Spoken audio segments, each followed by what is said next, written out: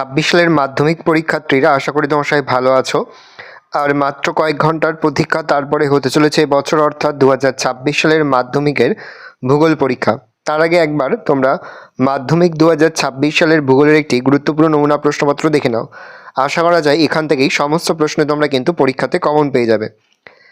প্রথম রয়েছে বিভাগ ক, একে দাগে রয়েছে সঠিক উত্তরটি বেছে নিলে এখানে 14টি প্রশ্ন দেওয়া রয়েছে। প্রশ্নের মান 1 করে 1 × 14 = 14। উচ্চভূমি ক্রমশ ক্ষয়প্রাপ্ত হয় অবরোহণ প্রক্রিয়ায়। গঙ্গা নদীর বদ্বীপ হল ধনুকাকৃতি বদ্বীপ।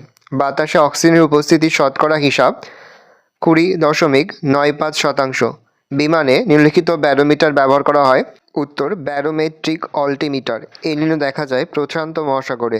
পৃথিবী থেকে চাঁদের দূরত্ব। উত্তর হবে ব্যারোমেট্রিক অল্টিমিটার। এলিনো দেখা যায় প্রশান্ত মহাসাগরে। পৃথিবী থেকে চাঁদের দূরত্ব যখন সবচেয়ে কম হয় তাকে বলে পেরিজ জোয়ার। তাপবিদ্যুৎ কেন্দ্র থেকে নির্গত বজ্রের উদাহরণ ছাইকণা। ভারতের রাজ্য পুনর্গঠনের সবচেয়ে বেশি গুরুত্ব দেওয়া হয় ভাষা। অন্ধ্রপ্রদেশ ভেঙে কোন রাজ্যের সৃষ্টি হয়েছে? তেলেঙ্গানা। শিবালিক ও হিমাচলের মাঝামাঝি উপত্যকাকে বলে দুন। নিম্নলিখিতদের মধ্যে কোনটি উপহ্রদ নয়? উত্তর হবে নৈনিতাল। মিলেট জাতীয় ফসল হলো সবকটি। জোয়ার বাজরার আগে। ভারতের ম্যানচেস্টার হলো আহমেদাবাদ। আরএফ স্কেলে যখন 1:50,000 তখন ট্রোপোগ্রাফিক্যাল শিটে উত্তর হবে ইঞ্চি শিট। বিভাগ খ, 2-1 রয়েছে নিম্নলিখিত বাক্যগুলি শুদ্ধ হলে শু এবং অশুদ্ধ হলে অ লেখো। যে কোনো 6টি প্রশ্নের উত্তর দাও। প্রশ্নের মান 1 করে 1 × 6 = 6।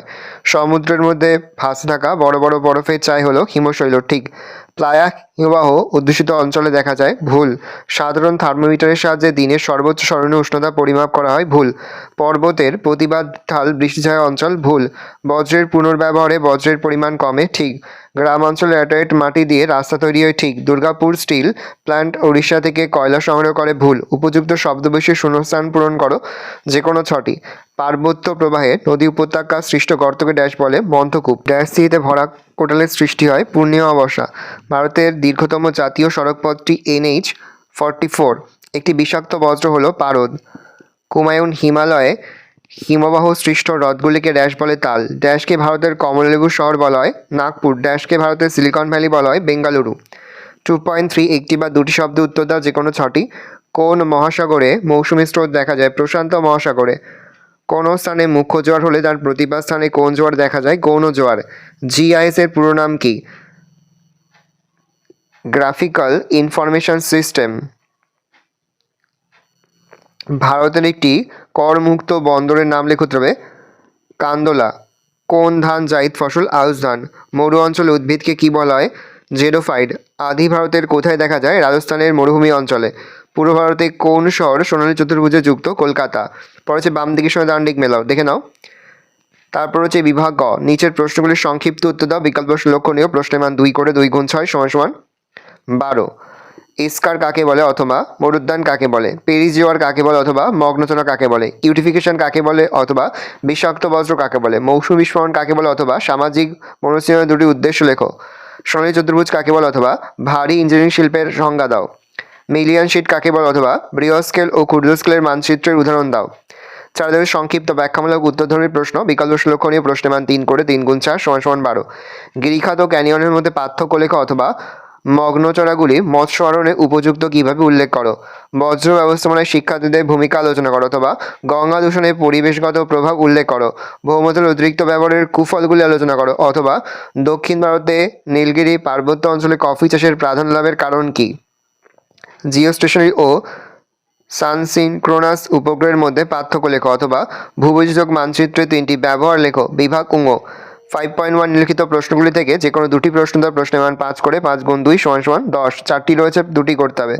নদীর ক্ষয়কার্যের ফলে সৃষ্ট প্রধান ভূমিরূপগুলির চিত্রসহ বর্ণনা দাও। বায়ুর চাপ বলয়ের সঙ্গে নিয়ত বায়ুর সম্পর্ক আলোচনা করো। সমুদ্রস্রোত সৃষ্টির কারণ ব্যাখ্যা করো। পৃথিবীর বায়ুমণ্ডলে উষ্ণতার তারতম্যের কারণগুলি লেখো। নেক্সট 5.2 নিম্নলিখিত প্রশ্নগুলি থেকে যে কোনো 2টি প্রশ্ন উত্তর। প্রশ্নের মান 5 করে 5 × 2 = 10। পূর্ব ও মধ্য ভারতে লৌহ ইস্পাত শিল্পের উন্নতির কারণ আলোচনা করো।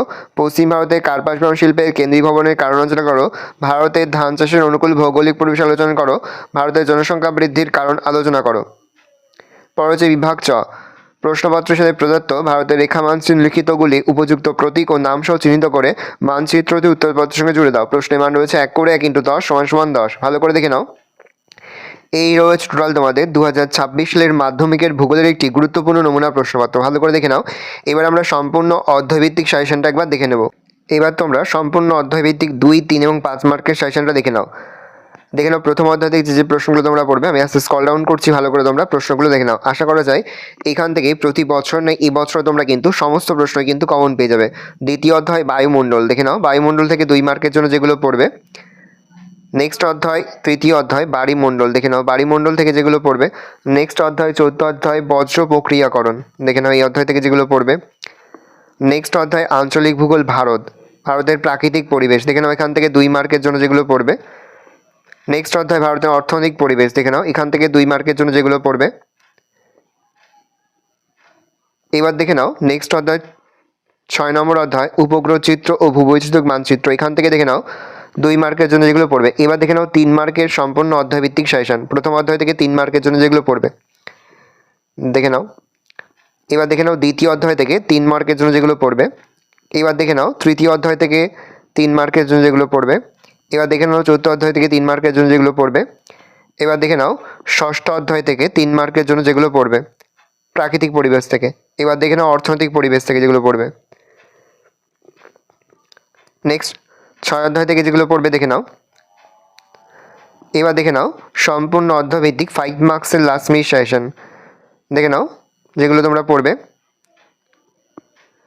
এবার দেখে নাও বায়ুমণ্ডল থেকে যেগুলো পড়বে। এবার দেখে নাও বাড়িমণ্ডল থেকে যেগুলো পড়বে। ভারতের প্রাকৃতিক পরিবেশ থেকে যেগুলো পড়বে। ভারতের অর্থনৈতিক পরিবেশ থেকে যেগুলো পড়বে দেখে নাও। ভারতের শিল্প থেকে যেগুলো পড়বে দেখে নাও। ভারতের জনসংখ্যা থেকে যে প্রশ্নগুলো তোমরা পড়বে ভালো করে দেখে নাও। ভালো করে তোমরা অধ্যায়ভিত্তিক সাজেশনটা দেখে নাও। আশা করা যায় প্রতি বছর নেই এই বছর তোমরা কিন্তু মাধ্যমিক পরীক্ষায় আমাদের সাজেশন অংশ থেকেই সমস্ত প্রশ্ন কিন্তু কমন পেয়ে যাবে। সেহেতু ভালো করে তোমরা সম্পূর্ণ অধ্যায়ভিত্তিক সাজেশনটা দেখে নাও। আর এই প্রশ্নের উত্তরগুলো কিন্তু আমরা ইতিমধ্যেই PDF আকারে আমাদের ফেসবুক পেজ রয়েছে সেখানে কিন্তু আপলোড করে তোমরা কিন্তু অবশ্যই সেখান থেকে সংগ্রহ করে নেবে।